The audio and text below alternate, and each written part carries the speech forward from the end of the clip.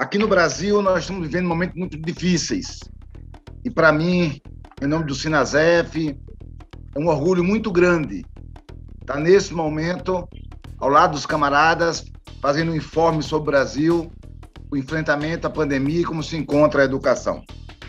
Desde o começo, o governo brasileiro praticou uma política negacionista, chamando a pandemia de gripezinha, ridicularizando os mortos, e o resultado foi dramático. Nós estamos chegando a 250 mil mortos no Brasil, a mais de 10 milhões de brasileiros infectados, e é importante dizer que o Brasil hoje, na sua política de vacinação, não chegou ainda a 3% da população brasileira. A educação, que no seu grau de prioridade está na quarta etapa, sequer iniciou. E o momento que nós vivemos hoje é um momento muito desesperador da crise, pois estamos no pico da segunda onda, com a média de mortes superior a 1.000 pessoas por dia.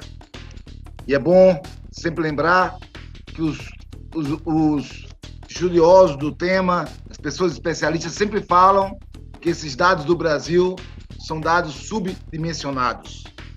Então, provavelmente estamos falando de muito mais mortes, provavelmente estamos falando de muitas perdas do povo brasileiro. Nesses últimos dias, tivemos situações dramáticas, particularmente no estado do Amazonas, que, por incrível que pareça, conhecido mundialmente como o pulmão do mundo, viu o seu povo morrer por falta de gás. E o governo negacionista, que sabia da crise com antecedência, no lugar de providenciar gás para os hospitais, foi divulgar e promover um remédio que nenhum cientista, nenhum médico, nenhuma comprovação científica mostra a sua eficácia.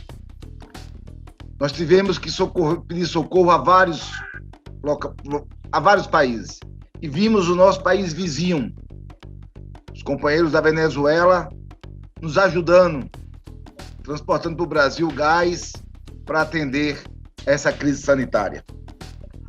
Diante dessa crise sanitária, diante de um estado muito difícil que o povo passa, com novas variantes do coronavírus, com uma capacidade muito maior de infectar as pessoas, de promover a contaminação, nós estamos vivendo uma pressão muito forte no país para o retorno presencial às aulas. É incrível a falta de compromisso com a vida dos governantes brasileiros, do presidente da República e dos governadores, que somam a esse absurdo de estar lançando os decretos, tendo que recuar depois na tentativa de retorno às aulas. O Brasil devia estar preocupado com vacinas. E é importante denunciar que o Brasil não providenciou qualquer política de combate ao coronavírus de forma eficaz. A vacina no Brasil chegou fruto de um trabalho independente de duas empresas que os servidores públicos têm um papel de destaque, pela sua autonomia, por ser autarquia e ter condições de fazer convênios com o exterior. Foi assim o convênio do Instituto Butantan e foi assim o convênio da Fundação Oswaldo Cruz. Parabéns a esses companheiros servidores públicos responsáveis por esses não chega nem a 3% dos vacinados brasileiros.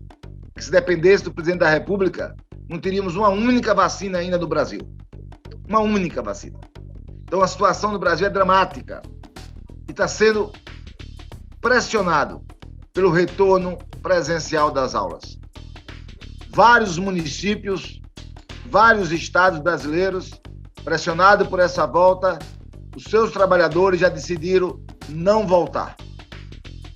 Recorreram ao instrumento da greve sanitária como forma de defender a vida contra o aumento das mortes do povo brasileiro, contra a proliferação do vírus, contra a contaminação maior da sociedade.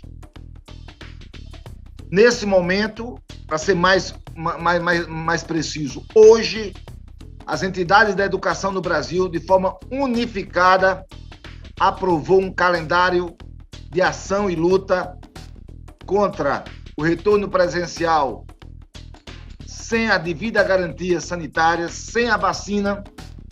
Então, nós não estamos dispostos a colocar a nossa vida e a vida dos nossos alunos e a vida da sociedade em risco.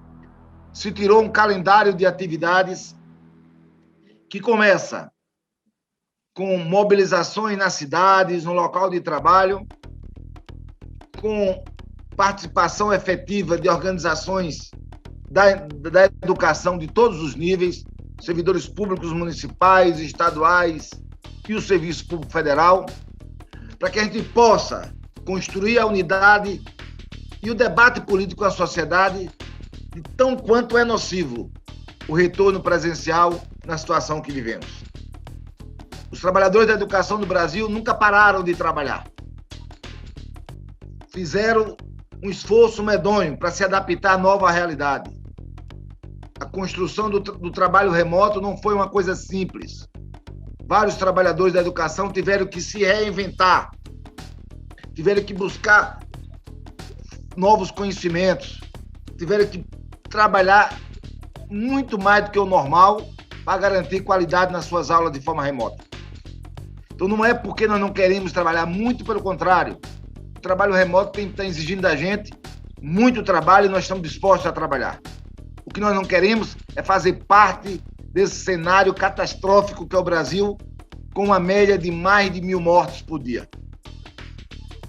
Então, o calendário de hoje aponta como indicativo o dia 24 de março como Dia Nacional de Luta. E nós vamos fazer uma rodada de assembleia em toda a educação brasileira, em todo o serviço público brasileiro, para ver se esse dia se transforma em um Dia Nacional de Greve do Serviço Público Brasileiro, para mostrar a nossa insatisfação com a forma que o governo brasileiro está tratando a pandemia. É um absurdo o que está acontecendo no Brasil. E é importante sempre lembrar, quando se fala do Brasil, se fala da 8ª ou 9ª economia do mundo, se fala de um país rico, que tem mais de 4 trilhões de reais nos seus cofres, e que assistimos, nesse período de pandemia, a classe trabalhadora ficar cada vez mais pobre, os trabalhadores ficar cada vez mais precarizados e os mais ricos desse país acumular mais riqueza. Os ricos enriqueceram com a pandemia. Então, a educação brasileira está disposta a fazer o debate político, a disputar a narrativa do que é voltar à sala de aula sem a devida segurança, sem a vacina, sem a segurança sanitária necessária. Então, estamos dispostos a fazer esse debate. O mês de março vamos dedicar todo a ele. E no dia 30 de março, haveremos de realizar nesse país a maior plenária dos trabalhadores da educação que o Brasil já viu. E aqui já vai o convite para todas as entidades que aqui tiveram nessa live, para que se participe da nossa plenária como convidados. Haveremos de convidar todos os países para fazer nesta plenária, que nós queremos reunir milhares de trabalhadores numa plenária só, para dizer em alto e bom som que nós, trabalhadores da educação brasileira, responsáveis com os nossos compromissos, estamos dispostos a manter a mais alta qualidade da educação desse país, mas não estamos dispostos a colocar nossas vidas em risco, a vida dos nossos estudantes, a vida da sociedade. Então, é importante denunciar que todo o esforço que os servidores públicos fazem no enfrentamento à pandemia do Brasil não tem tido a devida atenção e correspondência do governo federal, que colocou no Ministério da Educação, o Ministério da Saúde, um general do Exército que sequer sabia o que era o Sistema Único de Saúde brasileira, que nunca tinha ouvido falar do maior sistema de saúde do mundo, que é o SUS do Brasil. Então, companheiros, é um caos. O governo brasileiro é um governo genocida, responsável pelas 250 mil mortes, e que está, de forma acelerada, aumentando esses números de formas bastante preocupantes.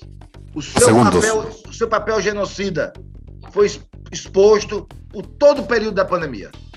E aqui nós terminamos o nosso informe dizendo que hoje a educação brasileira, as 3 esferas do serviço público, municipal, estadual e federal, construiu uma agenda para março unificada, que nós vamos iniciar a partir do dia 1º, com grande disposição, para chegar no dia 30 e realizar a maior plenária que a educação desse país já viu. Nós precisamos muito mexer com a maior categoria de trabalhadores do Brasil, que são os trabalhadores em educação. Precisamos mexer com eles para que a gente possa efetivamente fortalecer a nossa luta, a luta por educação de qualidade, que passa hoje pelo fora Bolsonaro. A gente tem que mobilizar a nossa sociedade para disputar o poder nesse país. Fora Bolsonaro, em defesa da vida, em defesa da educação da qualidade. Vamos sim construir a resistência no Brasil a esse genocida que está dirigindo nosso país. Muito obrigado.